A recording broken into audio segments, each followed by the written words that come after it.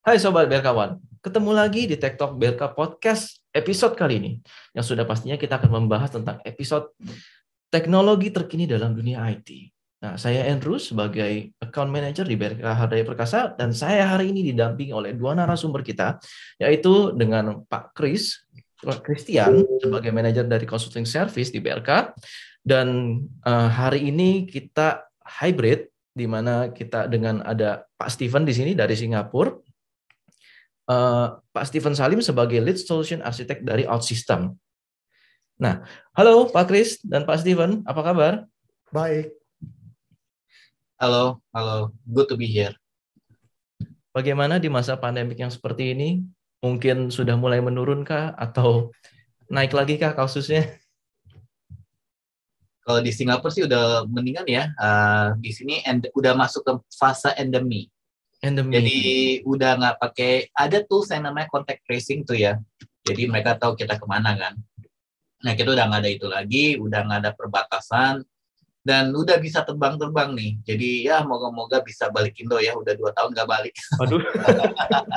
Lumayan lama. 2 tahun nggak balik. Iya. Oke. Nah, Sobat Berkawan, hari ini kita akan membahas soal tren teknologi development terkini. Dan ngomong-ngomong soal development teknologi terkini, ada salah satu yang terbaru yang kita sebut dengan low-code development. Nah, ada permasalahan apa nih kira-kira dari traditional development sehingga kita membuat yang namanya low-code development? Nah, kira-kira nih Pak Kris, apa nih perbedaan tradisional dan juga low-code itu tersebut? Ya, jadi begini, kalau kita ngomong traditional development itu di mana kita biasanya memakai tools dari Microsoft gitu ya, .NET dan sebagainya. Itu kita butuh banyak orang. Jadi misalnya kita ada satu project di mana butuh ada web application, lalu ada butuh juga mobile-nya gitu ya. Itu biasanya untuk buat web butuh satu tim tersendiri, mungkin lebih dari 2 orang gitu. Kemudian untuk mobile-nya juga butuh tim tersendiri. Itu satu hal. Hal yang lain adalah untuk membuat aplikasi traditional development tersebut biasanya butuh skill yang spesifik, di mana learning curve-nya juga panjang begitu. Nah, juga untuk masing-masing development tools itu biasanya butuh tools sendiri-sendiri lagi. Jadi selain developernya juga sendiri-sendiri, tools-nya juga sendiri-sendiri. Tools-nya untuk membuat web apps mungkin .NET-nya, untuk membuat mobile mungkin namanya yang lain lagi gitu kan, banyak. Nah, bedanya dengan low code adalah di sini kita ngomong OutSystem itu adalah kalau di low code ini kita jumlah orangnya bisa berkurang drastis. Dalam artian seperti ini. Kalau kita untuk membuat web apps dan mobile itu bisa dibuat oleh satu orang saja seperti itu. Dan kita juga pakai tools yang sama namanya OutSystem, di mana di Service Studio tersebut kita membuat aplikasi web apps atau membuat mobile-nya itu di satu screen yang sama. Jadi dari sisi mungkin waktu yang dibutuhkan untuk sampai aplikasi tersebut jadi itu jauh lebih singkat. Seperti itu. Dan juga yang menarik di sini adalah OutSystem ini learning curve-nya juga jauh lebih pendek dibanding traditional development. Karena kita di portalnya OutSystem itu juga lengkap tersedia di situ ya, ada guided path dan kita bisa belajar sendiri. Cara membuat aplikasinya juga kebanyakan drag drop aja dan sebagainya. Enggak, kalau yang lama kan coding gitu ya, kita harus coding satu per satu baris codingnya. Kalau ini enggak. Jadi dimanjakan sih kalau OutSystem. Dimanjakan. Nah, membahas soal OutSystem nih, mungkin kita juga boleh dikenali nih Pak Kris mengenai OutSystem. OutSystem itu seperti apa sih? Kalau boleh tahu. Ya, seperti tadi udah sempat saya singgung di OutSystem ini, kalau kita mau bikin web apps ataupun mobile itu di satu screen yang sama. Dan di screen itu kita udah banyak ada widget-widget yang kita bisa pakai. Jadi kita mau pakai apa, kita tinggal drag drop gitu. Kita mau melakukan apa, kita udah tinggal pilih gitu. Ya, dan yang menarik di sini biasanya kalau kita bilang aplikasi yang modelnya seperti itu kita nggak bisa untuk integrasikan ke sistem-sistem yang lain. Misalnya mau integrasi ke SAP, integrasi ke Oracle gitu kan, itu nggak bisa. Tapi menariknya di sini adalah di OutSystem ini kita bisa mengintegrasikan aplikasi yang mau kita buat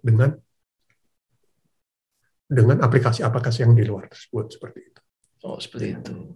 Nah, mungkin nih dari Pak Steven nih, yang sumbernya langsung ya, sumbernya OutSystem.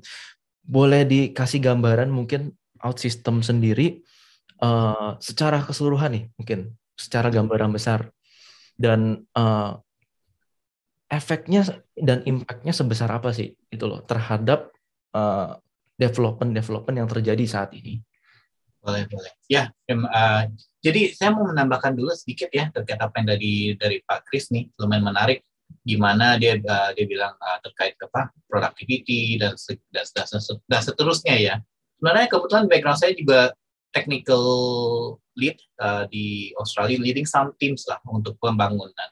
Nah, kalau kita ngeliat nih mungkin sobat-sobat di sini juga sebagai developer juga pasti ngerasain ya. Kadang kalau kita sebagai developer itu kita nggak dituntut hanya mengerti bahasa, tapi gimana kita sebagai developer bisa melihat sebuah masalah dan membuat solusi terhadap itu. Yang saya maksud dengan logiknya gitu kan. Jadi kadang kalau kita udah mumet mikirin logiknya gimana ini solve this problem ya, belum lagi tambah lagi dengan teknis. Kayak misalnya, oke, saya udah tahu nih kira-kira mesti ngapain. Tapi codingnya tuh gimana? Kita kagak tahu kan. Akhirnya kemana ya? Ke Google, ke Stack Overflow, terus kita debug, and it takes a lot of time gitu loh. Nah, di sini adanya low code, kita coba mau mengurangi dari sisi teknis ya. Jadi kita sebagai developer udah mahir untuk melihat sebuah masalah dan bikin solusi tersebut, kita tetap bisa menggunakan skill tersebut dan kita dibantu dari sisi pengurangan bagian teknis. Jadi kita nggak perlu lagi ke Stack Overflow, kita desain semua aplikasi itu secara visual. Solusinya kayak gimana, secara visual flow-nya kayak gimana, approval prosesnya kayak gimana. Nah, aplikasi platform ini, OutSystem ini akan membangun aplikasi tersebut baik itu web dan mobile dengan satu tools yang sama, dengan visual development yang sama, secara otomatis aplikasi itu keluar. Nah, dengan begini kita mendapatkan produktivitas yang lebih meningkat. Ini mungkin value pertama ya. Intinya kalau kita lihat di sini kita beli waktu gitu loh. Nah, waktu ini yang bisa didapatkan ke bisnis impact-nya apa itu tergantung. Nah, mungkin nanti saya bakal share sedikit ya beberapa value-value yang kita lihat dari real case di Indonesia. Itu yang pertama. Yang kedua mungkin kebetulan juga saya mau share sedikit pengalaman saya dulu. Saya juga sempat nih pingin banget zaman 2007 kalau nggak salah, iPhone baru keluar tuh. Waduh, pada pingin kan bikin the first iPhone app gitu kan. Nah, permasalahannya apa? Coding language-nya itu benar-benar beda. Seperti yang dari Pak Kris bilang. Saya udah siapin nih MacBook Pro, coba-coba belajar, but it's different karena background saya lebih ke .NET. Nah, saya cuma mau sharing dengan tool seperti ini, kita sebagai developer kadang ada aspirasi untuk membangun sebuah aplikasi. Ada pride sendiri kok kita bisa memecahkan atau membuat solusi yang baik gitu loh. Yang mungkin masuk ke mobile aplikasi yang bukan ranah kita. Tapi kita bisa melakukan itu menggunakan platform ini. Nah, ini menurut saya sih sesuatu yang menarik untuk developer ya, apalagi Indonesia developer yang mau menjajaki teknologi baru. Itu yang saya lihat menarik dan juga bisa menjadi career progressions gitu loh. Nah, mungkin dua hal inilah untuk yang saya bisa share sekarang. Oke. Wow, bagus sekali ya berarti ya. Anggapannya kita bisa meningkatkan productivity kita ya secara cepat, dan anggapannya dari development mungkin yang membutuhkan waktu sekitar sampai setahun lebih bisa dipersingkat ya anggapannya ya. Menjadi mungkin sekitar berapa tuh kalau? Mungkin sekitar 4-6 bulan. Wow, jauh sekali loh itu. Ya. Bisa 4-3 kali lipat lebih cepat ya anggapannya ya. Nah, kalau boleh tahu nih, di Indonesia sendiri nih, perusahaan-perusahaan yang sudah menggunakan OutSystem dan anggapannya mereka itu pakai ini OutSystem saat ini sebatas apa? Apakah hanya keperluan tambahan ataukah memang dia perlu untuk ganti secara keseluruhan untuk sistemnya? Ya, pada dasarnya semua yang bisa di-develop pakai tradisional, pakai .NET contohnya, itu bisa di-develop pakai OutSystem ya. Contohnya semacam Office Productivity gitu. Atau juga ada customer di Indonesia yang dia bikin aplikasi untuk customernya. Jadi aplikasi misalnya kayak kredit seperti itu juga bisa dipakai. Jadi sebenarnya aplikasi yang berhubungan yang kita pakai sehari-hari semuanya bisa di-develop pakai OutSystem. Oke. Mungkin dari Pak Kris dan Pak Steven mungkin tanpa harus menyebutkan perusahaannya seperti apa, perusahaannya siapa maksudnya. Nah, mungkin bisa sharing sedikit nih ke kita tentang pengalaman implementasinya nih, anggapannya di customer tuh seperti apa? Boleh, mungkin saya yang jawabnya gini ya, terkait use cases dan customer name. Nah, emang agak gak enak sih ya untuk sharing namanya secara gamblang. Apology for that, soalnya karena NDA juga. Tapi mungkin saya mau share sedikit terkait seberapa jauh kita sudah di market dan traction-nya seperti apa, dan customer base kita tuh kayak gimana, ya kan? Sebenarnya kalau kita ngeliat OutSystem sendiri udah ada di IT market ya sejak 2001. Jadi udah 20 tahun lebih gitu loh. Cuman kalau kita ngeliat di Indonesia kita baru masuk 2018. So in a way kita baru masuk ya kurang lebih 4 tahun yang lalu lah. Which is relatively young ya di Indonesia market. Tapi uptake-nya lumayan menarik sih. Adoption-nya lumayan menarik. Kita sekarang udah ada 20 lebih customer. Yang dimana kurang lebih 50% dari customer base kita itu masuk ke FSI, Financial Services Institutions. Top bank, top insurance company, top multi-finance company, itu menggunakan OutSystem. Saya bisa share sedikit, kalau kita ngomong buku 4, saya yakin nggak begitu banyak bank ya, kita udah cover 50% dari mereka. Sampai yang private juga. Dan use cases-nya sangat beragam. Kembali lagi, seperti yang tadi Pak Kris bilang, ya bikin apapun yang dibikin dengan tradisional kita bisa bikin gitu kan. Karena kita ini menyediakan platform untuk membangun sebuah inovasi, membangun aplikasi. Jadi itu benar-benar nggak ada limitasinya. Ya mungkin nanti kita bakal share juga ya terkait apa yang mungkin kurang cocok. Cuman kalau kita masuk ke enterprise aplikasi cocok. Nah, mungkin sekedar sharing, salah satu customer base kita yang paling besar itu di multi-finance company. Ini yang lumayan menarik nih, saya nggak bakal share namanya, cuman use case-nya sangat menarik. Dia bikin aplikasi lelang, gitu loh. Dia itu multi-finance untuk mobil, tapi dia nggak jualan mobil kan. Dia core business-nya itu financing. Nah, apa yang terjadi kalau misalnya mobil itu nggak bisa dicicil habis? Ya mobilnya ditarik balik kan, ditarik balik. Nah, pertanyaannya, aduh gimana dengan mobil-mobil ini nih? Ini bukan bisnis core saya nih. Mau cepet-cepet dijual, kalau nggak mesti maintain itu, parking dan segala macam kan ribet ya. Jadi dibikinlah digital mobile app untuk untuk lelang gitu lah, untuk lelang.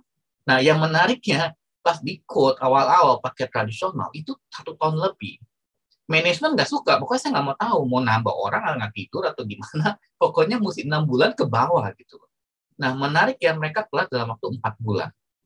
So, long story short, di hari H dia dapat penjualan kurang lebih 2M gitu. Ini sangat menarik kan, bayangin kalau kita nunggu sampai 1 tahun kemudian, seberapa banyak opportunity loss yang hilang. Nah, ini beberapa business value yang real yang ada di Indonesia gitu. Beberapa use cases. Ada juga loan origination system, ada juga yang bikin insurance core system, ada juga yang bikin warehouse system. There's so many of it gitu. Semoga memberikan sedikit ini ya pencerahan. Tergambar sih mungkin ya.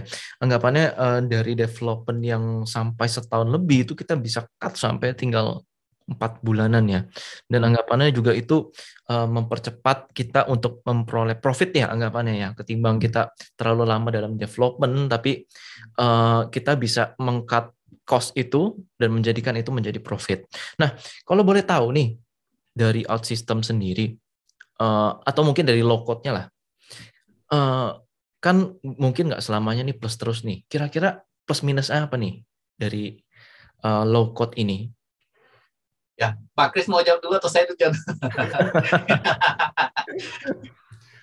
Minusnya, selama ini mungkin belum begitu berasa ya minusnya. Cuman saya memang ada kesulitan pakai OutSystem kalau kita mau bikin aplikasi yang tampilannya fancy kayak game, tampilan kayak game. Nah itu nggak bisa di OutSystem. Oke. Nah, mungkin dari Pak Stephen bisa menambahkan. Mungkin Pak Kris mau bikin Mobile Legend dia, jadi agak susah. Atau Candy Crush ya. Tapi benar sih. Kalau kita bikin aplikasi yang sifatnya sangat graphical interface ya, itu emang kita nggak cocok lah. I think there are things yang kita bisa gunain untuk bangun itu gitu. Nah itu definitely a valid point. So thanks for sharing. Dan saya bakal sebisa mungkin objektif ya. Karena kembali lagi saya di OutSystem ini juga ada KPI. KPI-nya apa? Customer success gitu. Jadi kalau seandainya di OutSystem kita ngelihat project itu nggak cocok, ya kita juga nggak berarti ngambil. Soalnya nanti dimarahin bos kan. We do not want that. Nah pertanyaannya apa yang nggak cocok? Sebenarnya simpel aja. Tadi game satu hal. Satu lagi yang lumayan menarik itu lebih ke ada yang menarik nih. Ada yang nanya ke saya ya gitu ya. Bisa nggak OutSystem dibangun untuk membangun WordPress gitu kan? Ya bisa aja sih, why not gitu. Tapi ngapain bikin ginian? Orang rodanya udah ada gitu kan, gratis. Maunya web content management system, udah seperti itu. Ya pakai itu aja lah, jangan gunain OutSystem. I mean, these are some of the things yang kita bisa mungkin rationalize ya. Apa yang cocok, apa yang nggak cocok gitu. Ya itu sih mungkin yang saya bisa share. Oke. Menarik. Oke nih, mungkin pertanyaan terakhir ya. Bagaimana nih kira-kira sobat berkawan di sini bagi yang mau belajar lebih jauh mengenai OutSystem dan mungkin sobat-sobat berkawan ada yang ingin mencoba implementasi nih ya kira-kira. Nah, apa saja sih kira-kira yang dibutuhkan dan gimana cara kita learning-nya? Ya, nah ini yang menarik sebenarnya. Jadi kalau kita bilang OutSystem, ini kalau kita mau belajar coba-coba, pertama kita development tools-nya, environment-nya kita bisa download secara gratis di website-nya. Kita bisa belajar dari situ. Ada banyak sekali guided path. Jadi kita dipandu step by step untuk belajar dari paling basic sampai yang advance di guided path tersebut. Ada pilihan mau bikin web apps, mau bikin mobile, mau bikin yang lain-lain gitu kan. Itu semuanya juga ada guided path-nya. Kalau kita masih mempunyai kesulitan, ada community-nya juga di mana kita bisa tanya gitu kan, masalah kita apa. Nanti ada banyak teman-teman developer OutSystem dari seluruh belahan dunia yang bisa bantu kita. Jadi untuk belajar enak sekali ya di OutSystem. Yang saya rasakan seperti itu. Dari Pak Stephen mungkin ada yang perlu ditambahkan. Ya mungkin satu lagi yang ditambahkan. Tentunya kan ada Berka, ya kan. Jadi ya sebagai partner OutSystem, Berka juga di support dan di equip. Dan tentunya I think you can consider ya. By the way, mencoba dengan OutSystem ini secara perorangan seperti Pak Kris bilang, ini benar-benar free. Dan ini juga menarik sih. Saya juga kadang gunain sendiri kan untuk bikin aplikasi sendiri gitu. So you can try, walaupun mungkin bukan web mobile developer kayak saya, kita bisa bikin itu mobile development. Kayak saya kemarin pernah dengar ya, ada orang bikin semacam aplikasi untuk grocery shopping buat istrinya. jadi mungkin bisa bikin juga kan buat your wife or your girlfriend atau gimana gitu ya. And that is free, there's no additional cost, dan sambil membangun itu juga bisa belajar. Ya, mungkin seperti itulah. Ya. Oke. Berarti aku bisa simpulin sedikit nih ya. Berarti anggapannya dari OutSystem ini sangat membantu sekali ya di dalam dunia bisnis ya, terutama dalam meningkatkan productivity, di mana dari traditional development yang di mana kita memerlukan waktu panjang sekali, kita bisa sampai cut, bisa kurangi cost dan juga mengurangi beban teknis, dan kita bisa fokus langsung ke pengembangan. Gak berasa nih kita udah di penghujung episode kita hari ini. Sekali lagi thank you nih Pak Kris sama Pak Stephen udah nemenin saya hari ini. Mohon maaf jika ada kata-kata saya yang kurang berkenan hari ini, dan semoga di episode Tech Talk BRK Podcast hari ini dapat berguna ke depannya bagi sobat-sobat BRKawan. Ya, terima kasih bagi sobat-sobat BRKawan yang sudah menonton episode kita pada hari ini. Semoga semuanya berguna ke depannya untuk sobat-sobat BRKawan. Jangan lupa like, subscribe, dan komen di channel ini. Sampai bertemu di episode Tech Talk BRK Podcast berikutnya. Saya Andrew, mohon undur diri. Terima kasih.